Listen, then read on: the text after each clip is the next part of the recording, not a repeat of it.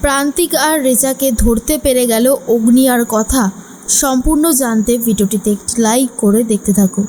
গল্পের শুরুতেই দেখা যায় বুলি যে কথা সেই সত্যিটা জানতে পেরে গেছে অগ্নিব। এরপর বিনায়ক বাবু সবাইকে নিয়ে একটা মিটিং করতে থাকে। কায়দা কানুনের সবাই উপস্থিত আছে। আর তখনই কায়দা কানুনের সবাই বলে, আচ্ছা আপনি এত বড় একটা সত্যি কথা কেন এইভাবে চেপে রেখেছেন বলুন তো। অফিসার বলে, দেখুন ম্যাডাম, অনেক কথাই থাকে যেগুলো আমরা সবার সামনে বলতে পারি না। আর যেহেতু এটা এত বড় একটা তদন্ত, তাই আমরা আমাদের তদন্তের সাপেক্ষে একটুখানি আলাদা করে সব কিছু রেখে দিয়েছিলাম। এর মধ্যেই কথা বলে, বিশ্বাস করুন পাচক মশাই, আমি অনেকবারই সত্যিটা বলতে চেয়েছিলাম, কিন্তু আমি বলতে পারিনি। তার একটাই কারণ, এই বিষ মানুষের কাছে ছড়িয়ে যাচ্ছে। এখানে কোনো গুলি বোমা কিচ্ছু লাগে না, মানুষকে শুধুমাত্র একটা ফুলের রেণু দিয়েই মেরে দেওয়া যায়। এর অ্যান্টিডোটটা তৈরি করাটা তো খুবই দরকার ছিল, আর কে এইসবের পিছনে রয়েছে সেটা জানাটাও আমাদের জন্য খুবই জরুরি। তাই আমি এই ইনভেস্টিগেশনটা চালিয়ে যাচ্ছি। এর মধ্যেই প্রত্যয় বলে, স্যার এখন আপনারা কি ভেবেছেন সে সম্পর্কে কিছু বলুন। বিনায়কবাবু বলে, দেখুন আপনারা যে কতটা আমাদেরকে সাহায্য করবেন, আদেও করবেন কি না সেটা আমরা জানি না। আগে সেই ব্যাপারে নিশ্চিত হই, তারপর তো আমরা খুঁজে বার করব আর বলবো, না হলে এখন কোনো কথাই জানানো হবে না। এর মাঝখানে অগ্নিব বলে, আচ্ছা আপনারা যে এই তদন্তটা করছেন তা কতদূর এগোতে পেরেছেন। তখনই অফিসার বলে, যতটুকু পেরেছি আপনাদেরকে জানিয়েছি, এর বেশি কিছু জানাতে পারবো না। কথা বলে, চিন্তা করবেন না স্যার, আমি যেভাবেই হোক আপনাদেরকে সাহায্য করব। কিন্তু অফিসার বলে, দেখুন কথাগুলি, আপনি আমাদের জন্য অনেক ইম্পর্টেন্ট। আপনার কিছু হয়ে গেলে আমরা নিজেদেরকে ক্ষমা করতে পারবো না। তাই বলছি আপনি আড়ালে থাকবেন, আপনার মাথাটা চলুক, কিন্তু আপনি সশরীরে হাজির হবেন না। এমনিতেই আপনার উপর টার্গেট করা হয়েছিল। আপনি যে বেঁচে আছেন সেটাই কিন্তু অনেকে জানে না। আর আপনাকে যারা বুলি ভাবছে তারা কিন্তু আপনাকে ডাউট করছেই, কারণ আপনাকে দেখতে কথার মতোই, কিন্তু আপনি কথা না বুলি, এটা নিয়ে অনেকেরই অনেক ভাবনা চিন্তা। তাই আপনাকে এখন সরাসরি আমরা এই তদন্তের মধ্যে রাখতে পারবো না। আপনি পেছন থেকে যেভাবে সাপোর্ট করেছেন সেভাবেই করে যান। এদিকে রেচা আর প্রান্তিক দুজন মিলেই তাদের বসের সাথে কথা বলতে থাকে। রেচার বাবা আর প্রান্তিকের বস। রেচার বাবা বলে, এই রকম ভাবে অগ্নিব না মারা গিয়ে থাকলো কি করে, বেঁচে থাকলো কি করে। তখনই রেচা বলে, বিশ্বাস করো ড্যাডি, আমি যেভাবে সব কিছু করার করেছিলাম, কিন্তু কেন জানি না আমার মনে হচ্ছে ওই বুলি হলো ওরফে কথা। কারণ ও এভির কেবিনে ঢোকার পর থেকেই সব কিছু গন্ডগোল হতে শুরু করে দিয়েছে। তাই কোথাও একটা গিয়ে মনে হচ্ছে এই কাজটা হয়তো ওরই, না হলে এটা আর কারই বা হবে, তাই না।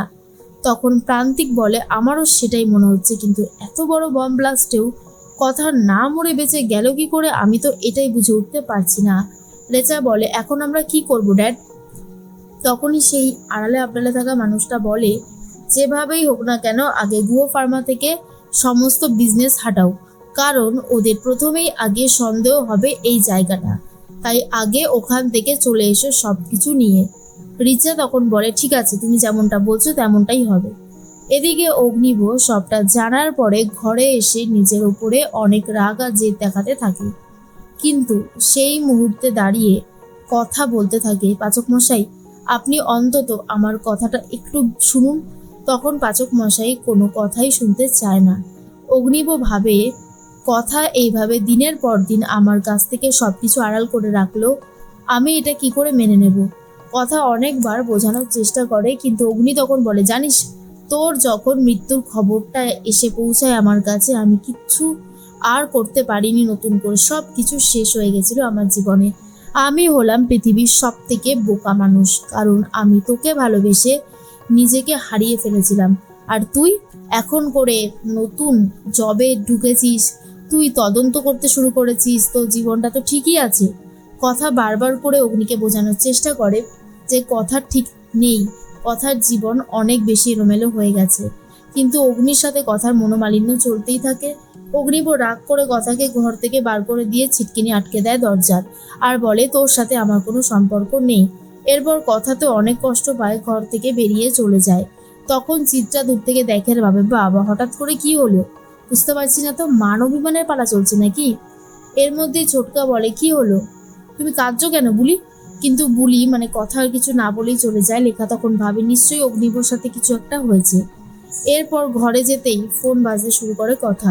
ফোন করেছে রানী আর বলে, আমি গুহ ফার্মার বাইরেই পাহারা দিচ্ছি।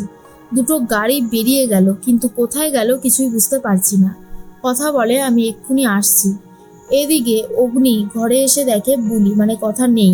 তাই কথার ডায়েরিটা ভালো করে ঘাটাঘাটি করতে থাকে। আর কথা এখানে একটা ম্যাপ এঁকে গেছিল, সেই ম্যাপটা দেখে বুঝতে পেরে যায় অগ্নি এটা গুহ ফার্মার ওখানে। তারপর অগ্নি গাড়ি নিয়ে বেরিয়ে যায়।